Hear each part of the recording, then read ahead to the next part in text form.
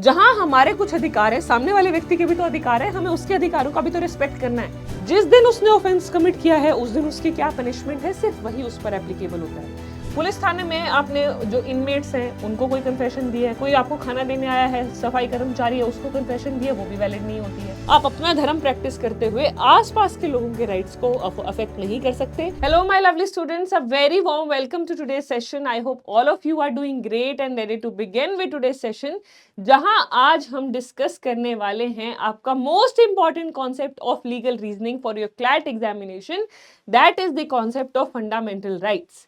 अब fundamental rights को हमने ब्रीफली, जो हमारे नेक्सस का इससे पहले क्लासेस हुई हैं उसमें भी हमने ब्रीफली डिस्कस किया था, इसीलिए आज उसी के कंटिन्यूएशन में मैंने फर्स्ट जो टॉपिक रखा है नेक्सस 2.0 की इस दोबारा जो सीरीज में हम जुड़ रहे हैं वो हमने फंडामेंटल राइट्स ही रखा है। तो एक तरीके से आपका उसका रिवीजन भी हो जाएगा और दूसरा हम इस टॉपिक पर कुछ क्वेश्चंस भी प्रैक्टिस करेंगे। तो फंडामेंटल राइट्स की अगर मैं बात करूं बेटा तो ये हम ऑलरेडी कवर कर चुके हैं, बट आज हम फंडामेंटल राइट्स का एक दूसरा एस्पेक्ट कवर करने वाले हैं। पिछली क्लास में हमने फंडामेंटल राइट्स में इंपॉर्टेंट जो हमारा आर्टिकल 19 है ब्रॉडली उसको डिस्कस किया था। आज हम बात करेंगे आर्टिकल 20, जिसमें हम राइट्स ऑफ अरेस्टेड पर्सन के बारे में बात करेंगे और राइट्स ऑफ एक्यूज्ड पर्सन, जब किसी को किसी पे एलिगेशन लगाई जाती है तो उसके क्या क्या अधिकार होते हैं, राइट्स ऑफ एक्यूज्ड पर्सन हम आज डिस्कस करेंगे। इसके अलावा हम डिस्कस करेंगे rights related to freedom of religion, जो कि हमारे आर्टिकल 25 से 28 में डील किए गए। अब इन दोनों टॉपिक्स को डिस्कस करते हुए इससे रिलेटेड कुछ क्वेश्चंस भी जो हैं हम प्रैक्टिस करने वाले हैं, ठीक है जी। So I hope all of you are ready to begin with today's session. Fundamental rights का क्विक रिकैप दे देती हूं मैं आपको, फिर हम आज के टॉपिक से शुरू करते हैं। बेटा फंडामेंटल राइट्स क्या है? Fundamental rights are the basic rights which are needed by every individual to lead a dignified and a respectful life। ताकि हमारी सिर्फ एनिमल लाइक एग्जिस्टेंस ना हो, हम एक डिग्निफाइड एक रिस्पेक्टफुल लाइफ जी सके, इसलिए हर व्यक्ति को कुछ फंडामेंटल राइट्स गारंटी किए गए। अब फंडामेंटल राइट्स का जब टॉपिक हमने डिस्कस किया था तो मैंने आपको बताया था फंडामेंटल राइट्स जो हमारे इंडियन कॉन्स्टिट्यूशन के पार्ट 3 में दिए गए हैं उसमें कुछ फंडामेंटल राइट्स तो ऐसे हैं जो सिर्फ सिटीजन्स को मिलते हैं, जैसे आर्टिकल 19 हमने देखा था। कुछ उसमें फंडामेंटल राइट्स ऐसे हैं जो सिटीजन्स और नॉन सिटीजन्स दोनों को मिलते हैं, जैसे right to life and personal liberty, right to have a good environment, right to have a clean and healthy environment. ये सिटीजन्स और नॉन सिटीजन्स दोनों को अवेलेबल है। और हमने फंडामेंटल राइट्स के बारे में क्या जाना था? Fundamental rights are not absolute, absolute नहीं होते हैं फंडामेंटल राइट्स, उन पे रीजनेबल रिस्ट्रिक्शंस लगाई जा सकती हैं। इसलिए आज की क्लास का जो टॉपिक भी है वो fundamental rights and reasonable restrictions है।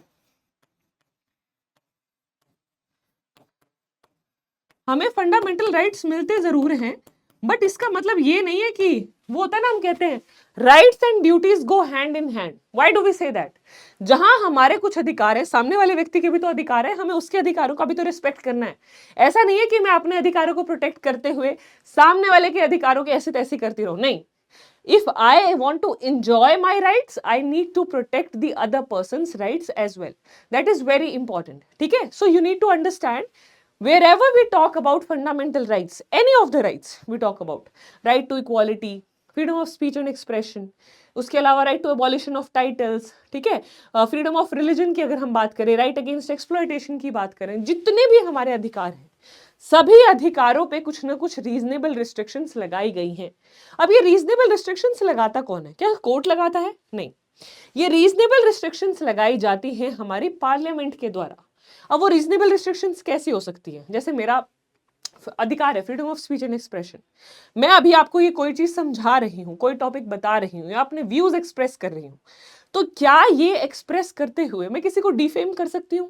क्या हमारे देश के खिलाफ कोई बात कह सकती हूँ? क्या हम ऐसी कोई चीज कह सकती हूँ जिससे देश की सिक्योरिटी थ्रेटन हो सकती है? नहीं। इसीलिए हम कहते हैं कि फंडामेंटल राइट्स मिले जरूर हैं हमें, बट उन पे रीजनेबल रिस्ट्रिक्शंस लगाई गई हैं। रीजनेबल मतलब जरूरी है, जो लॉ एंड ऑर्डर मेंटेन करने के लिए, देश की सिक्योरिटी को प्रोटेक्ट करने के लिए, किसी और की रेपुटेशन को प्रोटेक्ट करने के लिए डेफिनेटली आप पर रिस्ट्रिक्शंस लगाई जा सकती हैं। नाउ विद दिस बैकग्राउंड हम आज के टॉपिक के साथ शुरू करते हैं, First we will deal with Article 20, then we will deal with Article 25 to 28, and then we will talk about certain questions. ठीक है जी, चलो शुरू करते हैं फिर आज के सेशन के साथ। तो सबसे पहले बेटा राइट्स ऑफ एक्यूज्ड पर्संस के बारे में हम बात कर रहे हैं। Rights of accused persons. अब ये एक्यूज्ड पर्संस कौन होते हैं? एक्यूज्ड पर्सन वो हैं भाई जिन पे एलिगेशंस लगाई गई हैं। आपके खिलाफ किसी ने एफआईआर दर्ज करा दी, आपके खिलाफ किसी ने मजिस्ट्रेट के सामने कंप्लेंट फाइल कर दी कि भाई इसने मेरे घर में चोरी की है, इसने मेरी रेपुटेशन को हार्म किया है, whatever the charges may be. जब आपके खिलाफ कोई एलिगेशन लगाता है, एलिगेशन का दूसरा शब्द पैरल शब्द होता है एक्यूजेशन। तो जिस पर एलिगेशन लगती है वो होता है एक्यूज्ड पर्सन। अब उस एक्यूज्ड पर्सन के अभी तक वो गिल्टी प्रूफ तो हुआ नहीं है ना, और हम क्या कहते हैं, everyone is presumed innocent until proven guilty. जब तक गिल्टी प्रूव नहीं होगा हम उसको इनोसेंट मानेंगे। तो ये जो व्यक्ति है जिस पे एक्यूजेशन लगी है, इसके भी बेचारे कुछ अधिकार होंगे, है ना। मैंने आपको क्या कहा था, चाहे कोई व्यक्ति जेल में भी बंद है उसके भी अधिकार है, चाहे किसी को फांसी में भी लटकाया जा रहा है उसके भी कुछ अधिकार है। तो ये इस पे तो बेचारे पे अभी एलिगेशन से लगी है, इसकी तो गिल्ट भी प्रूव नहीं हुई है। तो इसको भी आर्टिकल 20 ने 3 बेसिक राइट्स दिए हैं, जिसमें सबसे पहला अधिकार है protection against ex post facto loss. X post facto loss क्या है बेटा? सिंपली हम एक एग्जांपल से समझते हैं, ठीक है। सपोज आज है 1 जनवरी 2024, ठीक है। आज यहां पर है मिस्टर ए, इन पे एक्यूजेशन लगी है कि इन्होंने ऑफेंस एक्स कमिट किया है, ठीक है। 1 जनवरी 2024 को इन पे एलिगेशन लगी कि इन्होंने ऑफेंस एक्स कमिट किया है। 1 जनवरी 2024 को जिसकी पनिशमेंट है up to 5 years of imprisonment, जिसकी सजा आज 5 साल है, कि उसको 5 साल तक जेल में डाल सकते हैं, ठीक है। ये हो गया हमारा पहला सिनेरियो। अब इसके बाद क्या होता है, इनका कोर्ट में ट्रायल चल रहा है, मतलब एफआईआर दर्ज हो गई है, कोर्ट में सुनवाई चल रही है। अब ट्रायल के दौरान, ड्यूरिंग ट्रायल, जब कोर्ट में ट्रायल चल रहा है, ट्रायल के दौरान यहां पर क्या होता है, 1 जनवरी 2025 को एक नया कानून आ जाता है, एक न्यू लॉ आ गया, जो क्या कहता है कि आज से ऑफेंस एक्स की पनिशमेंट है लाइफ इम्प्रिजनमेंट, कि आज से जो भी एक्स ऑफेंस कमिट करता हुआ पाया गया, दोषी पाया गया, उसको भाई पूरी उम्र के लिए जेल की सजा काटनी पड़ेगी। अब इस सिनेरियो में यहां पर ये राइट कैसे प्रोटेक्ट करता है इसको? अब यहां पर protection against ex post facto law का प्रिंसिपल ये कहता है, जिस दिन मैंने ऑफेंस कमिट किया, किस दिन ऑफेंस कमिट किया, 1 जनवरी 2024 को, उस दिन उस ऑफेंस की क्या सजा थी, कितनी सजा थी, अप टू 5 years, मुझे वही सजा मिल सकती है। मेरे ट्रायल के दौरान चाहे उसकी सजा बदल के डेथ पेनल्टी हो जाए, मुझे वो सजा नहीं मिलेगी। तो this is what we talk about protection against ex post facto laws, कि जिस दिन ऑफेंस कमिट हुआ उसके बाद कोई नया कानून आता है जो कि उसकी पनिशमेंट को बढ़ा देता है, वो एक्यूज्ड पर एप्लीकेबल नहीं होता। जिस दिन उसने ऑफेंस कमिट किया है उस दिन उसकी क्या पनिशमेंट है, सिर्फ वही उस पर एप्लीकेबल होता है। बट अब मान लो इसका उल्टा हो गया, मान लो यहां पर सजा कर दी 1 साल, 5 साल की बजाय 1 साल कर दी, तो क्या अब यहां पर मिस्टर ए को उसका फायदा मिलेगा? मिलेगा। सो अक्यूज्ड के खिलाफ कोई नया कानून बना है, अक्यूज्ड को मतलब यूं लगता है भाई पहले तो मुझे 2 साल की सजा मिल रही थी, अब मुझे 10 साल की सजा मिल रही है, तो वहां उसको कानून प्रोटेक्ट कर लेगा, वहां पर उसको आर्टिकल 20 प्रोटेक्ट कर लेगा। बट जहां पर उसकी सजा कम हो गई, उसके फायदे में कोई नया कानून बना है, उसका बेनिफिट एक्यूज्ड पर्सन को जरूर मिलेगा। ठीक है जी, क्लियर एवरीवन? चलो आगे चलते हैं इसके बाद। So what we can say here, he will be accused will be punished, ये इसको हम नेक्स्ट स्लाइड पर लिख लेते हैं।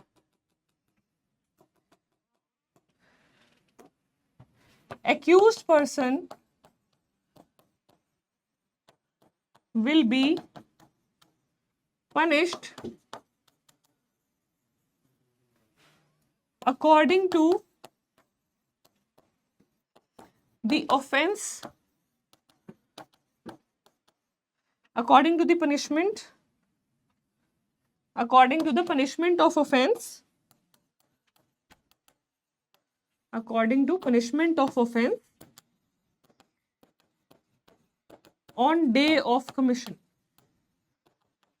on day of commission of such offense, कि जिस दिन ये offense commit हुआ उस दिन क्या punishment थी वही सजा उसको मिलेगी. This is article 20 clause 1, protection against ex post facto laws, protection against ex post facto laws. But वहीं अगर उसके फेवर में कोई नया कानून आ गया उसका बेनिफिट उसको जरूर मिलेगा. अदरवाइज जो मैंने जिस दिन ऑफेंस कमिट किया उसकी जो पनिशमेंट दी गई है उसी के अकॉर्डिंगली मुझे सजा सुनाई जाएगी. ठीक है जी, चलो. तो डबल जेपर्डी अगला कॉन्सेप्ट आ गया, आर्टिकल 20 क्लॉज 2. ओ आपने सुना होगा ना, कई लोग सो के जागते हैं. एक व्यक्ति के खिलाफ मान लो उसने कोई कहीं की तार काट दी थी, बिजली का कनेक्शन डिसरप्ट हो गया था, उससे बहुत सारे लोगों को इनकन्वीनियंस हो गई थी. या कोई एक व्यक्ति अपने घर में कोई ऐसा बिजनेस कर रहा था जिससे आसपास लोकेलिटी के लोगों को बहुत डिस्टर्बेंस हो रही थी या बहुत ज्यादा पोल्यूशन कॉज हो रहा था, उसके खिलाफ पब्लिक न्यूसेंस का एक्शन लिया गया. अब पब्लिक न्यूसेंस का एक्शन ले लिया, बेचारे ने जेल की सजा भी काट ली, बेचारे ने फाइन भी भर दिया. अब एक किसी पड़ोसी ने उसके खिलाफ लीगल एक्शन लिया था. जब एक पड़ोसी ने लीगल एक्शन ले लिया, उसकी सजा वो काट चुका है. अब 2 साल बाद जब वो बेचारा यूं सोचता है चलो जो मैंने गलत करा था उसकी सजा तो मैंने काट ली, अब क्या है, कल को दूसरा पड़ोसी आके खड़ा हो जाता है, भाई उस समय मैंने कंप्लेंट दर्ज नहीं कराई थी, आज मैं कंप्लेंट दर्ज करा रहा हूं, तुम फिर से जेल काट के आओ. क्या ऐसा पॉसिबल है? नहीं.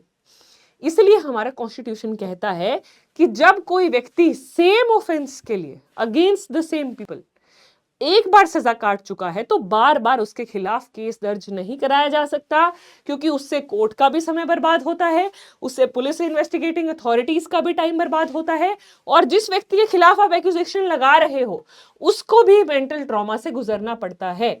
सो once a person has been accused of an offence and he has been tried for that offense and he has been punished or acquitted for that offense, he cannot be tried for the same offense again.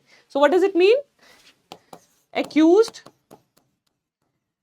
tried, accused, पहले उस पर accusation होगी, ठीक है, फिर उसको try भी कर लिया है, यानी उसका ट्रायल भी हो गया, और ट्रायल के बाद उसको कन्विक्ट कर दिया गया या उसको एक्विट कर दिया गया. ठीक है, accused of offense X.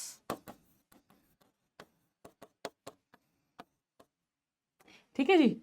अब accused of offense X, he has been tried, he has been convicted or acquitted. What does double jeopardy says? Double jeopardy कहता है a person convicted for an offense cannot be tried again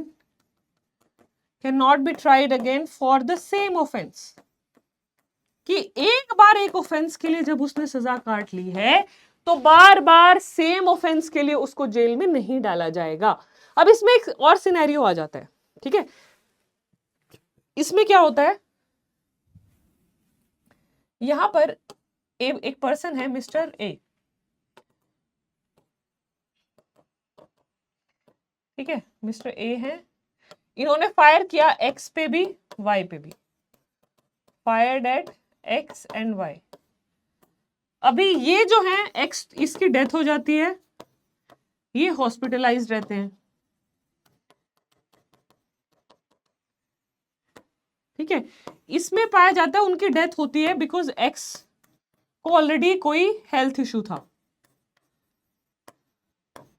उनकी गोली लगने से death नहीं हुई, उनकी किसी हेल्थ इशू से डेथ हुई. अब यहां पर क्या है, इस केस में उनको 5 साल की सजा सुना दी जाती है और यहां पर मिस्टर एक्स 5 साल की सजा काट लेते हैं एंड ही कम्स आउट. ठीक है, इस केस में क्या है, अभी वो हॉस्पिटलाइज्ड है, तो जो करंट इंजरीज है उनके खिलाफ से, उनके हिसाब से उसको 2 साल की सजा सुना दी जाती है और फिर वो 5 साल के साथ 2 साल की सजा काट के आ जाते हैं. अब बाद में इस व्यक्ति की, while he was hospitalized for 20 years, 20 साल तक कोमा में रहे, and later on he dies. 20 साल चलो थोड़ा ज्यादा समय हो गया, let's say 8 साल वो हॉस्पिटलाइज रहे और 8 साल बाद उनकी डेथ हो गई। अब यहां पर जब उनकी डेथ हो गई है, ऐसा नहीं है 5 साल की सजा काट ली तो अब उनको दोबारा नहीं ट्राई किया जा सकता, अब उनको मर्डर के लिए ट्राई किया जा सकता है, अब उनकी पनिशमेंट को बढ़ाया जा सकता है। क्यों? Because ultimately he is responsible for the death of person. Why? उनकी गोली लगने की वजह से वो हॉस्पिटलाइज हुए, उनकी गोली लगने की वजह से उनकी डेथ हुई। जब तक वो हॉस्पिटलाइज थे तब तक हम कह सकते थे वो इंजर्ड हैं, अभी उनकी डेथ नहीं हुई है। But the moment he dies एक डिफरेंट ऑफेंस क्रिएट हो गया। अभी तक हम कह सकते थे सिर्फ हर्ट हुआ है, सिर्फ इंजरी हुई है, बट जब मौत हो जाती है तो क्या हो जाता है? मर्डर हो जाता है। मर्डर के लिए सजा सिवियर होती है, मर्डर के लिए पनिशमेंट डिफरेंट होती है। तो यहां पर डेथ होने पर हम उस व्यक्ति के खिलाफ दोबारा ट्रायल कर सकते हैं, दोबारा उसको पनिशमेंट दे सकते हैं। ठीक है जी, ये this is an exception to article 20 clause 2। अब है डबल जेपर्डी, यहां पर एक्सप्लेन किया गया है, जो मैंने आपको सिंपल से शब्दों में बताया है वही चीज यहां पर लिखी गई है। एक बार एक ऑफेंस के लिए मेरा ट्रायल हो गया, मुझे सजा सुना दी गई, मैंने सजा काट ली, उसके लिए बार बार मुझे कोर्ट में नहीं घसीटा जाएगा, उसके लिए बार बार मेरा टाइम बर्बाद नहीं किया जाएगा। ठीक है जी, चलो एक्स पोस्ट फैक्टो लॉज यहां पर आपको बता दिए गए हैं। एक्स पोस्ट फैक्टो लॉज वही सेम चीज है कि एक बार जब मुझे सजा मिल चुकी है, एक बार जो मैंने ऑफेंस कमिट किया है उस दिन जो उसकी पनिशमेंट है उसके हिसाब से ही मुझे पनिश किया जाएगा। बट इसका एक एक्सेप्शन था। क्या था वो एक्सेप्शन? आज मैंने ऑफेंस कमिट किया, उसकी सजा है भाई 5 साल। जब मेरा ट्रायल चल रहा था उस समय पार्लियामेंट को लगा कि भाई इतना भी बड़ा ऑफेंस नहीं है, इसकी पनिशमेंट हम कम कर देते हैं। फिर उसकी पनिशमेंट को घटा के कर दिया गया 2 साल। अब भाई एक्यूज तो खुश हो गया, कूदने लग गया। वो क्या कहता है कि भाई 5 साल से 2 साल की सजा हो गई, मुझे भी इसका बेनिफिट मिलना चाहिए। अब उसकी ऑपोजिट पार्टी कहती है नहीं भाई, एक्स पोस्ट फैक्टो लॉ का प्रिंसिपल लगेगा यहाँ पे। तो क्या यहाँ पर प्रिंसिपल लगेगा? नहीं। एक्यूज के फेवर में कोई भी कानून बनता है तो उसका बेनिफिट एक्यूज को जरूर दिया जाएगा। ठीक है जी, क्लियर? चलो अच्छा, सेल्फ इंक्रिमिनेशन, ये आ गया आपका आर्टिकल 20 क्लॉज 3। सिंपल से शब्दों में अगर हम इसको देखें तो आर्टिकल 20 क्लॉज 3 क्या कहता है? No one will be compelled to be a witness against themselves। कभी भी किसी व्यक्ति को कंपेल नहीं किया जाएगा कि वो खुद के खिलाफ गवाही दे, खुद के खिलाफ कन्फेशन दे। आर्टिकल 20 क्लॉज 3 इस चीज से प्रोटेक्ट करता है, क्योंकि हमने बहुत बार बहुत सारी रिपोर्ट्स में, बहुत सारी न्यूज रिपोर्ट्स में, बहुत सारी पब्लिकेशंस में ऐसा देखा है। अक्सर पुलिस क्या है, अक्यूज्ड को टॉर्चर करती है कि भाई या तो तू गवाही दे दे या तो ऐसे ही सफर करेगा। वो बेचारा मतलब जो चीज उसने नहीं भी कमिट की होती, कई बार डर के मारे या दर्द से परेशान होकर या प्रेशर से परेशान होकर वो ऑफेंस को कन्फेस कर देता है, जबकि उसने कोई गलती भी नहीं की होती। ऐसे इंस्टेंसेस को रोकने के लिए आर्टिकल 20 क्लॉज 3 आया कि no one will be compelled to be witness against themselves. किसी को भी फोर्स नहीं किया जाएगा, किसी को भी कंपेल नहीं किया जाएगा कि वो खुद के खिलाफ गवाही दे। इसीलिए इसी लाइंस पर हम ये भी कहते हैं, हमारा जो इंडियन एविडेंस एक्ट है वो ये भी कहता है एनी कन्फेशन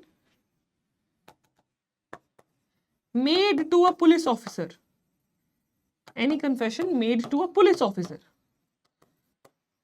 कहीं किसी पुलिस ऑफिसर को कोई कन्फेशन दी है और made in police custody, police की कस्टडी में आपने कोई कन्फेशन दी है, it will be of no value in eyes of law. उसकी कोई भी वैल्यू नहीं होगी in eyes of law. Simple सा क्या मतलब है? पुलिस वाले ने आपसे कोई कन्फेशन ली है, पुलिस वाले को चाहे अपनी मर्जी से आपने कन्फेशन दिया, it will have no value in the eyes of law. Similarly police की कस्टडी में, पुलिस थाने में अगर आपने किसी को भी कन्फेशन दी है apart from a magistrate, police थाने में आपने जो इनमेट्स हैं उनको कोई कन्फेशन दी है, कोई आपको खाना देने आया है, सफाई कर्मचारी है, उसको कन्फेशन दी है, वो भी वैलिड नहीं होती है। बट इसका एक एक्सेप्शन है, पुलिस थाने में मान लो मजिस्ट्रेट आ जाता है, मैजिस्ट्रेट को अगर आप कन्फेशन देते हो तो वो परफेक्टली वैलिड कन्फेशन है। बट इन जनरल हम क्या कहते हैं? Any confession made to a police official is of no value in the eyes of law. अब यहां पर आप लोगों ने अलग अलग टेस्ट सुने होंगे, narco analysis test, narco analysis test हो गया, ब्रेन मैपिंग टेस्ट हो गया, ठीक है। ये कब यूज होते हैं जनरली? जो एक्यूज्ड होता है, accused is not in a proper, या वो सबकॉन्शियस माइंड में, सबकॉन्शियस स्टेट ऑफ माइंड में कुछ क्वेश्चंस को आंसर करता है। अब यहां पर भी एक चीज है, यहां पर generally with the permission of the magistrate, ठीक है, with permission of magistrate, with permission of magistrate and consent of accused। कई बार क्या होता है, अक्यूज्ड खुद बेचारा परेशान हो जाता है, उसको पता है कि भाई मैंने गलती नहीं की है, तो वो अपना इनोसेंस प्रूव करने के लिए क्या कहता है कि भाई मैं तो कन्फेशन देने के लिए तैयार हूं। कन्फेशन दे, अब वो कंसेंट देता है, मजिस्ट्रेट परमिशन देता है, फिर नार्को एनालिसिस टेस्ट से, यानी कि आपकी बॉडी में कोई फ्लूइड इंजेक्ट करके आपको सबकॉन्शियस माइंड में आपसे कुछ सवाल पूछे जाते हैं, जहां पर आप जनरली सच ही बोलते हो, आपके पास वो क्या कहते हैं सोच विचार करने का, प्री कंसीव नोशंस लाने का माइंड में, आपके दिमाग में टाइम ही नहीं होता है। तो जब आपको ऐसे सब्सटेंस से इंड्यूस करके आपसे इंफॉर्मेशन ली जाती है with the permission of the court, with the consent of the accused, फिर हम उसको आर्टिकल 20 क्लॉज 3 के अंडर नहीं लाते, दिस इज परमिसिबल। तो यहां पर हम कहते हैं this is not violative of article 20 clause 3। ये आर्टिकल 20 क्लॉज 3 की वायलेशन में नहीं है, ठीक है जी। चलो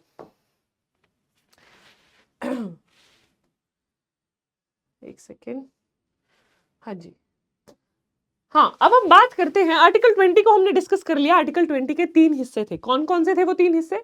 आर्टिकल 20 सबसे पहले बात करता है protection against ex post facto laws. Ex post facto laws क्या कहते हैं बेटा, कि जिस दिन मैंने ऑफेंस कमिट किया उस दिन उस ऑफेंस की जो सजा थी मैक्सिमम मुझे वही सजा मिल सकती है, उससे ज्यादा सजा मुझे नहीं मिल सकती। बट अगर जस्ट अ सेकेंड, ठीक है, तो बट अगर अक्यूज्ड के फेवर में कोई कानून आता है, अक्यूज्ड के फेवर में कोई कानून आता है जिससे कि उस ऑफेंस की सजा कम हो जाती है, उसका बेनिफिट अक्यूज्ड को जरूर दिया जाएगा। दूसरा, डबल जेपर्डी, जिस दिन मैंने ऑफेंस कमिट किया उसकी सजा अगर मैं काट चुका हूं या मुझे उस ऑफेंस के लिए एक्विट कर दिया गया है, तो बार बार सेम ऑफेंस के लिए मुझे ट्राई नहीं किया जाएगा। उसके बाद article 20 clause 3 protection against self incrimination. जिस व्यक्ति के खिलाफ एलिगेशन लगी है कभी उसको कंपेल नहीं किया जाएगा कि भाई तुम अपने खिलाफ गवाही दो, ठीक है। No one will be compelled to be a witness against themselves in any scenario. तो ये ब्रॉडली हमारा आर्टिकल 20 हो गया। अब हम बात करते हैं फ्रीडम ऑफ रिलीजन। हमारा देश एक सेक्युलर कंट्री है। सेक्युलर कंट्री का क्या मतलब है? हमारे देश में सभी धर्मों का इक्वल सेम तरीके से रिस्पेक्ट किया जाता है, सम्मान किया जाता है। हमारे देश में जितनी भी पॉलिसीज बनती हैं, जितने भी अलग अलग स्कीम्स बनती हैं, वो सभी लोगों के लिए एक समान बनती हैं। वहां पर रिलीजन के बेसिस पर कोई डिस्क्रिमिनेशन नहीं होगा। तो इसलिए हम क्या कहते हैं, in our country we say India is a secular country, every religion is respected, every individual has the freedom to practise, profess and propagate the religion of their choice. अब उसी बेसिस पर हमारे कॉन्स्टिट्यूशन में भी कुछ rights दिए गए हैं related to freedom of religion from article 25 to 28। Let's go through them one by one. वो क्या कहते हैं? सबसे पहला है article 25, freedom of conscious free profession, practice and propagation of any religion. अपनी मर्जी के किसी भी धर्म को मैं अपना सकती हूँ, उसको प्रैक्टिस कर सकती हूँ, उसको प्रोपोगेट मतलब आगे उसको बढ़ावा दे सकती हूँ। This is guaranteed to me under article 25 of the Indian constitution. But again as I told you, कोई भी फंडामेंटल राइट्स एब्सोल्यूट नहीं है, हर फंडामेंटल राइट पे रिस्ट्रिक्शंस लगाई जा सकती हैं। अब यहां पर देखते हैं हमारे फ्रीडम ऑफ रिलीजन पे क्या रिस्ट्रिक्शन लगाई गई है, ठीक है। रिस्ट्रिक्शंस क्या है? Subject to public order, morality and health. ये 3 रिस्ट्रिक्शंस हैं हमारी फ्रीडम ऑफ रिलीजन से जुड़ी हुई। पब्लिक ऑर्डर, अपना आप धर्म प्रैक्टिस करते हुए, प्रोपोगेट करते हुए सोसाइटी का ऑर्डर डिस्टर्ब नहीं कर सकते, पब्लिक ऑर्डर डिस्टर्ब नहीं कर सकते। जैसे आप लोगों ने सुना होगा ना, मंदिरों में या मॉस्क में, गुरुद्वारे में लाउड स्पीकर्स लगा देते हैं, उसके खिलाफ एक्शन लिया जा सकता है। आप अपना धर्म प्रैक्टिस करते हुए आसपास के लोगों के राइट्स को अफेक्ट नहीं कर सकते, पब्लिक ऑर्डर को अफेक्ट नहीं कर सकते। इसलिए there is an exception, there is a reasonable restriction on your fundamental rights in the form of public order. फिर है मोरालिटी। कुछ इमोरल काम नहीं कर सकते सोसाइटी के स्टैंडर्ड्स के खिलाफ, सोसाइटी के वैल्यू के खिलाफ, कि आप कुछ ऐसी एक्टिविटी करने लग जाओ जो कि इमोरल है, सोसाइटी के वैल्यूज के खिलाफ है, लोगों के जो क्या कहते हैं मॉरल्स के खिलाफ है, लोगों की एथिकल वैल्यूज के खिलाफ है। अपने धर्म की आड़ में आप ऐसे काम करने लग जाओ जो इमोरल है, जो सोसाइटी के स्टैंडर्ड्स के खिलाफ है, वो भी परमिसिबल नहीं है। तीसरा है हेल्थ। अपने रिलीजन को प्रैक्टिस करते हुए आप कुछ ऐसी प्रैक्टिसेस करने लग जाओ, ऐसी कोई चीजें करने लग जाओ जिससे आसपास के लोगों की हेल्थ इफेक्ट हो जाए। आप कोई ऐसी चीज कर रहे हो, सपोज कोई ऐसी चीज जला रहे हो जिससे आसपास के एनवायरनमेंट में कुछ ऐसा पॉइजनस क्रिएट हो रहा है, या आसपास के एनवायरनमेंट में बहुत इरिटेशन कॉज हो रहा है, तो आप ऐसा नहीं कर सकते। अपने धर्म को प्रैक्टिस करते हुए आप आसपास के लोगों के राइट्स के अफेक्ट नहीं कर सकते हो, ठीक है। And to the other provisions of this part, all persons are equally entitled to freedom of conscience, the right to freely profess, ठीक है। यहाँ पर आपका राइट भी आ गया और इस पे रीजनेबल रिस्ट्रिक्शंस भी आ गई। तो as I told you in the beginning, freedom आपके पास जरूर है, फंडामेंटल राइट्स आपके पास जरूर हैं, बट उन पे रीजनेबल रिस्ट्रिक्शंस डेफिनेटली लगाई जा सकती है, ठीक है जी। चलो, सो आर्टिकल 25 क्या कहता है? Guarantees to every person and not merely citizens of India the freedom of conscience, the right to freely profess, practice and propagate any religion. It empowers the state. State को क्या power मिलती है article 25 से? Laws regulating, restricting any economic, financial, political, secular activity which may be associated with religious practice and laws providing for social welfare. Simply general आप इसका मतलब ये समझोगे, अगर आपको यहाँ से कोई क्वेश्चन आता है, प्रीवियस ईयर में यहाँ पर इससे फ्रीडम ऑफ रिलीजन से पैसेजेस भी पूछे गए हैं, उन पैसेजेस में किस तरह के क्वेश्चंस पूछे गए? मान लो कोई एक रिलीजियस एक्टिविटी होती है, उस रिलीजियस एक्टिविटी को प्रमोट करने के लिए क्या गवर्नमेंट फंड्स इकट्ठा कर सकती है? नहीं, क्योंकि गवर्नमेंट के सामने सभी रिलीजन समान है। बट हाँ, गवर्नमेंट उसकी एडमिनिस्ट्रेशन के लिए, कि लोगों को इनकन्वीनियंस ना हो, उसके लिए जरूर कुछ फीस लोगों से मांग सकती है, कि अगर आप यहाँ पर ये इवेंट ऑर्गेनाइज करने वाले हो तो आपको इतनी फीस पे करनी पड़ेगी, ताकि हम यहाँ पर एडमिनिस्ट्रेशन सही तरीके से कर सके, ताकि यहाँ पर भगदड़ ना मचे, ताकि यहाँ पर साफ सफाई रहे, ताकि यहाँ पर लोगों को खाने पीने की सुविधा रहे। उसके लिए फीस जरूर गवर्नमेंट इकट्ठा कर सकती है। बट गवर्नमेंट कभी भी ये नहीं कह सकती हमें इस धर्म को बढ़ावा देना है, इसके लिए आपको फंड्स देने पड़ेंगे। No one can be compelled, यानी कि गवर्नमेंट टैक्स नहीं लगा सकती आप पे एक तरीके से एक रिलीजन को प्रमोशन करने के लिए, क्योंकि गवर्नमेंट के लिए सभी धर्म एक समान है, ठीक है जी। चलो, इसके बाद है article 26। A religious denomination is a collection of individuals classed together with the same name having a common faith organization. Article 26 क्या कहता है कि हम religious institution for charitable purpose और रिलीजियस पर्पस हम सेटअप कर सकते हैं, कि मैं जिस धर्म को बिलोंग करती हूँ उससे जुड़ा हुआ हम एक इंस्टीट्यूशन खोल सकते हैं, जहां पर हम मे भी फंड्स इकट्ठा करेंगे, फंड्स डोनेट करेंगे, उस रिलीजन को बढ़ाने का काम करेंगे, ठीक है। Manage its own affair in matters of religion to own acquire movable immovable property. जो हमने वो रिलीजियस इंस्टीट्यूशन बनाया है, उस इंस्टीट्यूशन के नाम में हम कहीं पर भी मूवेबल इमूवेबल प्रॉपर्टी इकट्ठा कर सकते हैं, या मूवेबल प्रॉपर्टी खरीद सकते हैं, इमूवेबल प्रॉपर्टी खरीद सकते हैं, अगेन अपने रिलीजियस अफेयर्स को प्रोपोगेट करने के लिए, उनको बढ़ाने के लिए। To administer such property in accordance with law.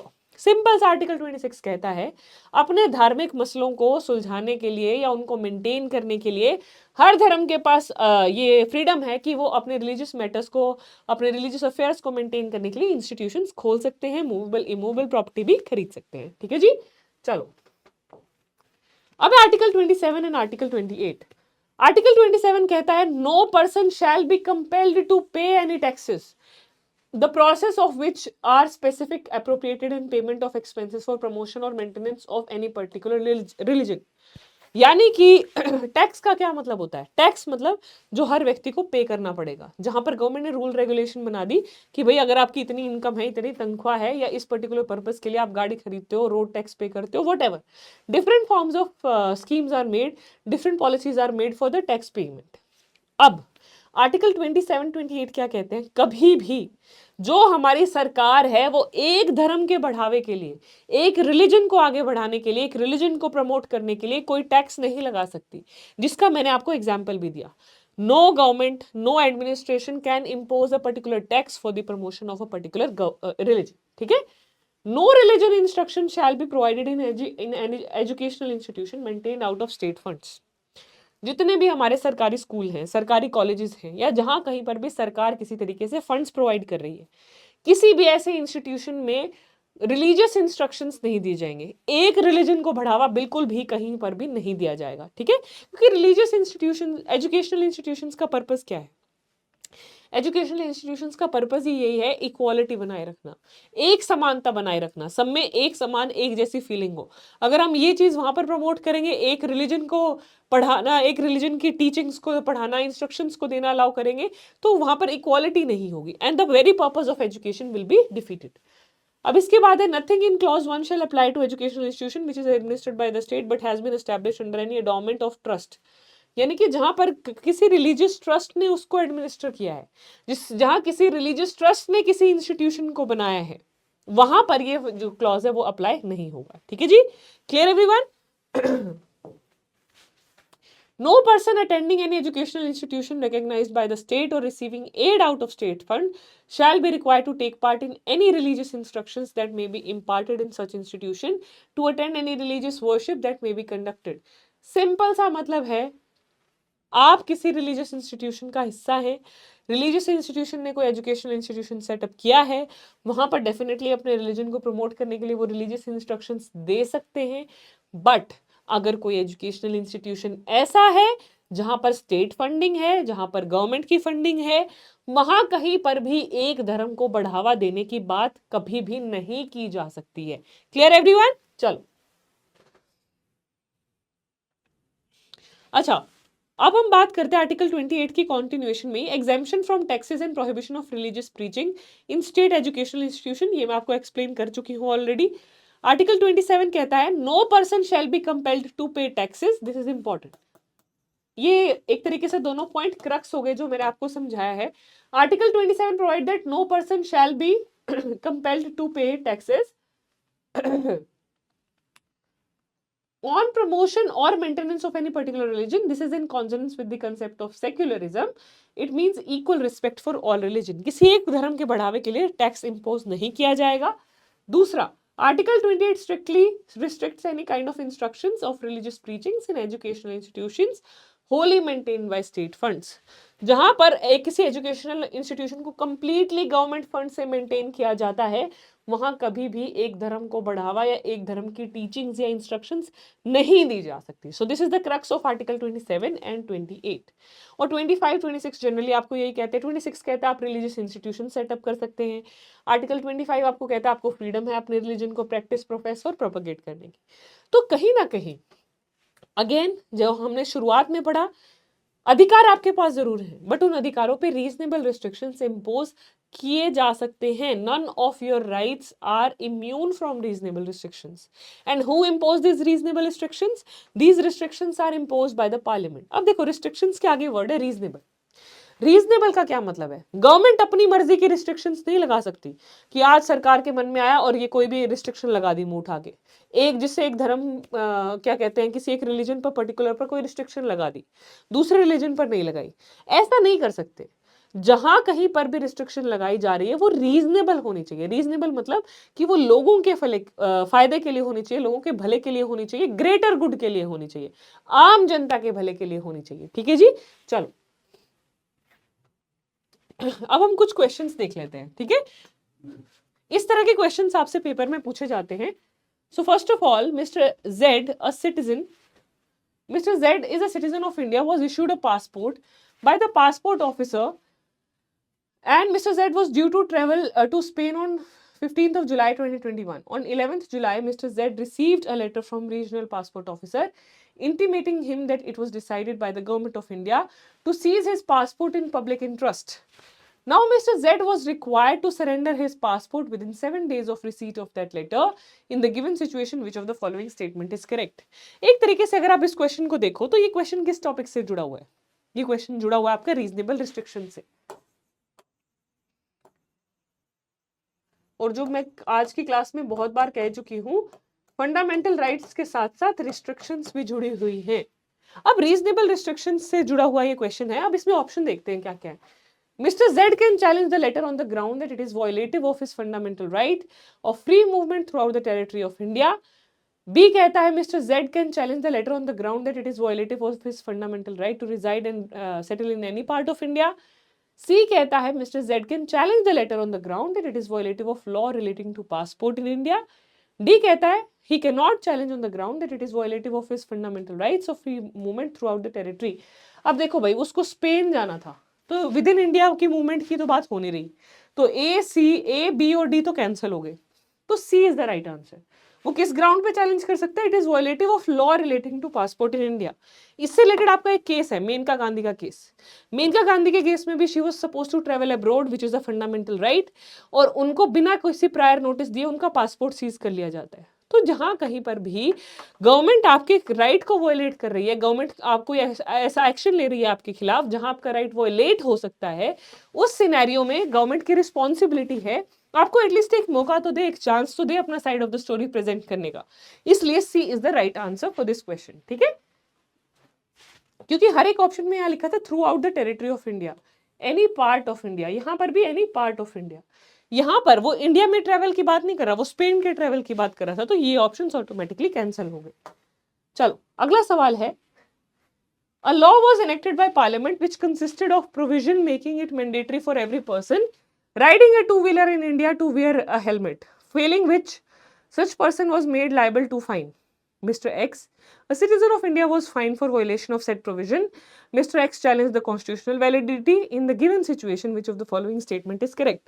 ये कानून आया भी था रिसेंटली मतलब कुछ साल हो गए, जहां ये कहा गया था कि भाई हेलमेट लगाना कंपलसरी है, मैंडेटरी है, नहीं लगाओगे तो फाइन लगेगा। अब क्या इसको चैलेंज किया जा सकता है? ये तो जनरली लोगों के भले के लिए प्रोविजन बनाई गई है। अब देखते हैं ऑप्शंस क्या कहते हैं। The provision is violative of constitution because it is a restriction on freedom of movement, ये गलत है, वायलेटिव नहीं है।